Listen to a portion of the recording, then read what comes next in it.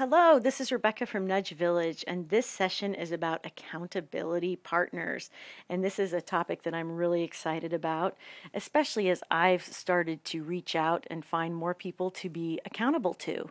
And often I think we revert to family and friends, but I have a couple ideas that I'll share in this session. But there's 7 tips that we want to focus on as we learn more about having accountability partners and how to effectively work with accountability partners. So I'm just going to dive right in here to the first step, which is finding a partner.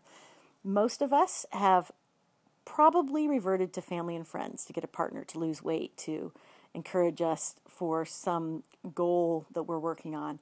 And I would suggest that even though that's okay for some things, that you should probably look out there and find someone that you respect, either that already have accomplished the goal you want to accomplish, or just someone that has some professional distance to be your partner. And the reason I say this is we get a little too comfortable with family and friends sometimes, and it helps if there's that distance, because it can be very motivating when we know that someone that we aren't that close to now knows we have this goal that we've promised to follow up with them on a regular basis.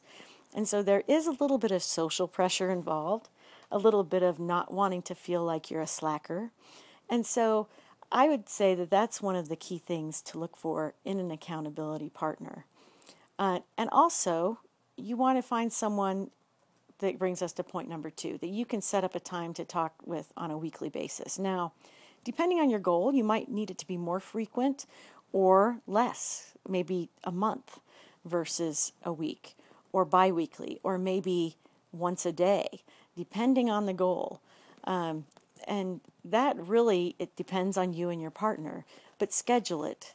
And it's important to schedule it for the same time every week, for example, because then you know it's part of your routine. And for those of us with day jobs, I mean, we do this all the time, right? We have certain meetings that we plan around because it's that important, or because that meeting is dependent upon certain people that are only available at those times. And we need to respect that if we want to accomplish some goal as a team. And so those are the first 2 steps in moving forward. The third step is, in addition to setting up a weekly time, set a time limit. It's important to be brief and to be focused. And I'll tell you, this builds a lot of trust. I lead a meeting across many Defense Department agencies every month, and I've promised it'll be 30 minutes. And over the last 2 years, I think we've gone over that 30 minutes just a couple of times. And I will tell you, I get really anxious at the 31-minute mark because we've promised 30 minutes, and I want to respect that. And news travels fast if you go over the time that you've promised. And some of us are in environments where we are in 5 or 6 meetings a day. This becomes really important because trust can erode quickly. So make sure that you set a time limit on those meetings. The fourth point is select a communication method. Okay, we all have different personalities and we all prefer different communication methods. I know that I'm a big emailer, texter, and I like asynchronous communication, which is not real time most of the time. However, if I've talked to you on the phone, you'll know that I've had a good experience. It's just getting on the phone that's hard for me. So make sure that with your partner, that you agree upon the best communication method for you. Now, what this means is this. If I'm an emailer and you're someone who must talk on the phone, which happens often, there's 2 different types of communications. You're going to have to either trade off how you communicate, or maybe that becomes one of your criteria for picking an accountability partner, because you've really got to be able to have this work for both of you.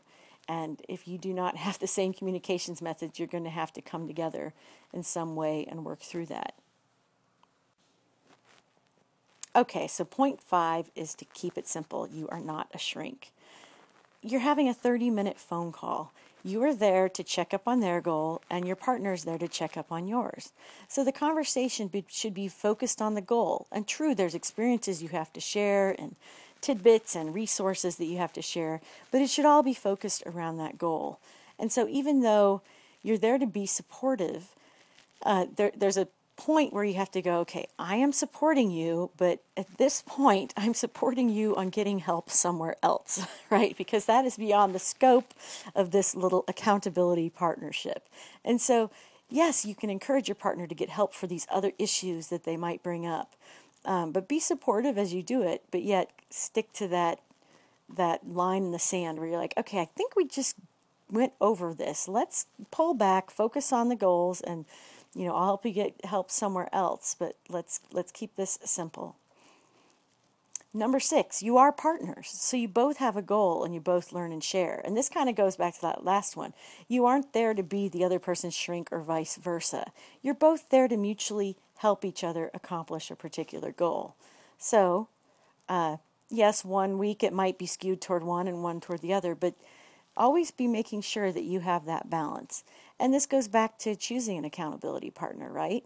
If you find that you're losing that balance and it's something that's not going to get overcome because maybe the other person has been made aware of it and they still skew it toward their own needs, it might be time to look for another partner.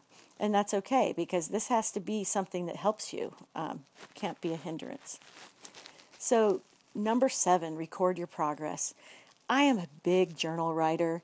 Up until the early 90s, I hand wrote all my journals. I have like 19 or 20 journals because I started when I was 9. And then the rest are now in electronic format. And so in Word documents, actually. I haven't put them in blog posts or anything like that. And it is amazing to read through them. I have grown a lot in life. There are still some trends that show I have not changed in certain ways. Like I still have problems eating cookies. And I still have problems taking on too many tasks, so I'm constantly relearning how to prioritize and take things out of life because I like so many things.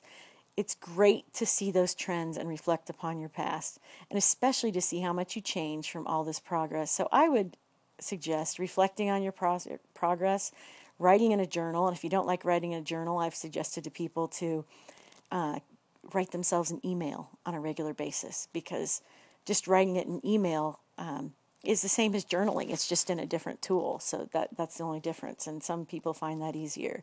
And you will discover personal trends and changes and interests and values that come up through recording your progress. And you will see that how you accomplish one goal and you start moving into other goals, and before you know it, you have gone way beyond your own expectations. And it's great to see that progress. So let's review the 7 steps associated with having an accountability partner and how to have it be effective relationship. So find a partner, and this is someone that hopefully is a little bit of a professional distance from you, so that it creates a little bit more pressure to work on your goal. Set up a weekly time, and of course that depends on the type of goal. It could be more frequent than that or a little bit longer time span. I would not go beyond a month. I would make sure you at least do this monthly. Set a time limit of 30 minutes.